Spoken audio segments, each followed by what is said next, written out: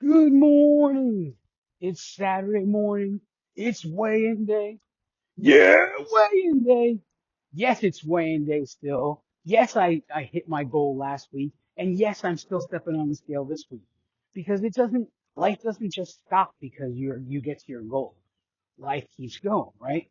And that's the plan at this moment is to keep everything status quo and get through the holidays, right?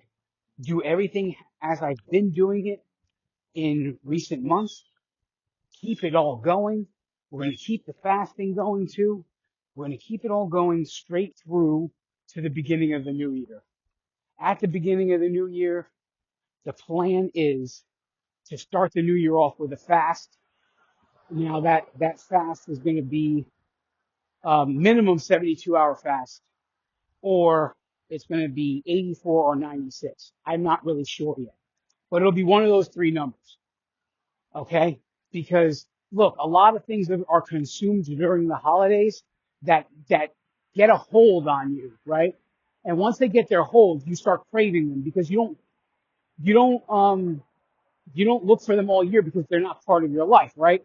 And especially with me, I have such a regimented lifestyle that when these holiday foods come into play, I definitely have a struggle when the beginning of the new year comes. But this year we're going to try it with a fast because, I've been fasting since May, and it's just been how many hours am I fasting this week? So the minimum it was ever a 36-hour fast, and it worked all the way up to a 72-hour fast. And every week I do a fast of some sort. Um, And so I'm going to use the fasting as a tool to break all of the holds that come about with all of the holiday foods and see if we can't break the hold and break the cravings that come from the holidays sooner into the new year. And then once we go through that fast and everything is back to normal, then it's going to be, I'm going to have to make a decision on what kind of, what really does strength training look like for me going forward, because I'll tell you one thing, none of the walking is going to stop, right? So I'm not trading one for the other. I'm still going to be out here walking 5 days a week. It's going to become, uh, you know, what kind of strength training am I doing? It has to start small because I don't strength train now, and it has to grow from there. It has to be something I can do consistently, and because that's how I do everything in my life. Whatever you do, decide what you can do consistently and then make it grow from there. That's the whole thing is when you like nobody goes from I don't do anything but sit on the couch to I'm walking a marathon 7 days a week. Nobody does that. Okay. It all starts with a decision, and that decision is what am I willing to do? And I say it like that because really that is what you are deciding. You're deciding what you're willing to do because whatever that number you come up with, it has to be something that can be consistent. The same as I told the story 1,000 times. I've said to you that the very first time I decided it was time to start walking, I said I was willing to do 3 days a week for 20 minutes for 8 weeks. That was my very first decision of introducing activity in my life. And literally, it has become the model of how I introduce anything into my life. Never mind just activity. It could be, okay, I want to replace this bag of chips with an apple. Well, how many days a week are you going to replace that bag of chips with an apple? And for how many weeks are you going to do that? And then at the end of those 8 weeks, you're going to keep what you changed, and can you add another 2 days and get rid of another 2 days of those chips that you're eating and substitute them for apples, and now you're making it 5 days a week for the next 8 weeks, right? That's what it's about. This is about growth. This is what growth looks like. Growth doesn't look like keeping all of your hang-ups, right? All of the things that cause you to really truly look, for a lack of I mean, everybody they don't like this word when I use food addiction. They don't like that word.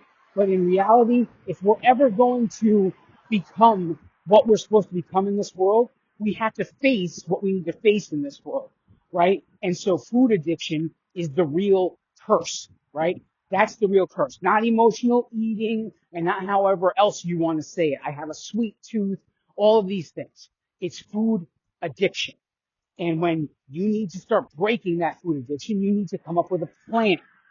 Um, and that is the model right there. The model is right there. I'm willing to give up this food item for that food item 3 days a week for the next 8 weeks. And that doesn't mean you eat it at a different time of the day on those 3 days. You don't eat it at all on those 3 days, and you're substituting it for something else. And then 8 weeks later, you're making another decision. Okay, I'm ready to do it 4 days a week for the next 8 weeks. And then I'm ready to do it 5 days and 6 days. And pretty soon it's happening like twice a month rather than every day that you need these items. You're eating them twice a month, once a month, all of these things. And that's what growth looks like.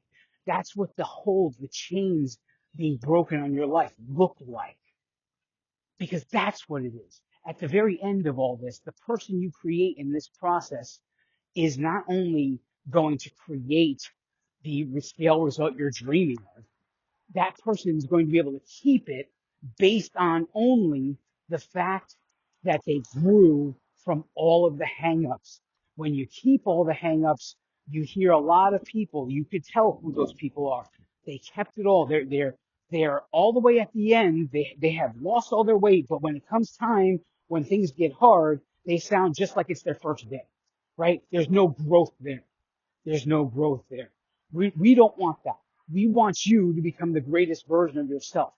And the greatest version of yourself no longer has hang-ups with food, no longer has food addictions, no longer looks at food as comfort, happiness, sadness, anger, nothing.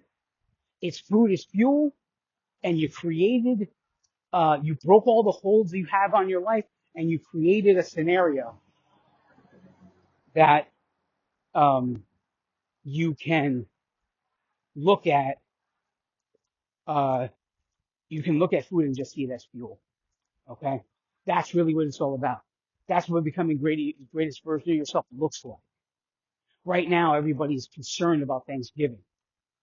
You have that coming up and it's bothering you. Look, if you were as concerned about the other, what are there, 15 holidays in the year, 12 holidays, whatever it is, okay? Let's say 15, just to make math easy.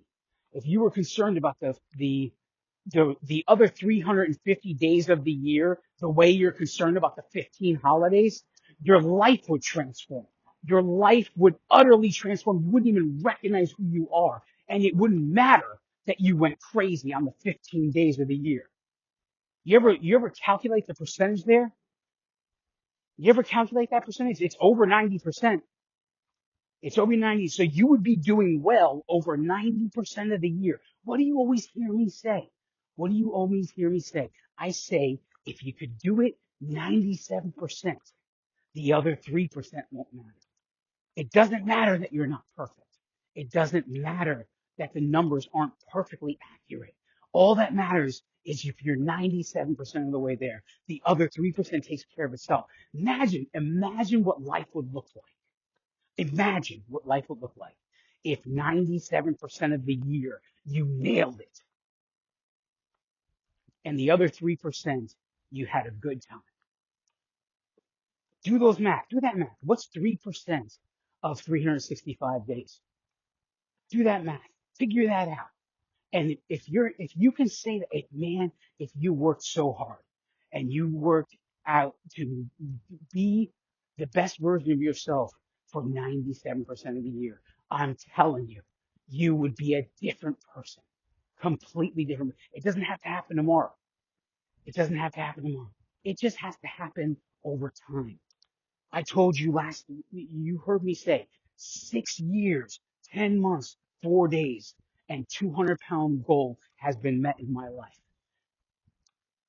Just start counting the days now. Start getting the work done. It doesn't matter how inaccurate you are.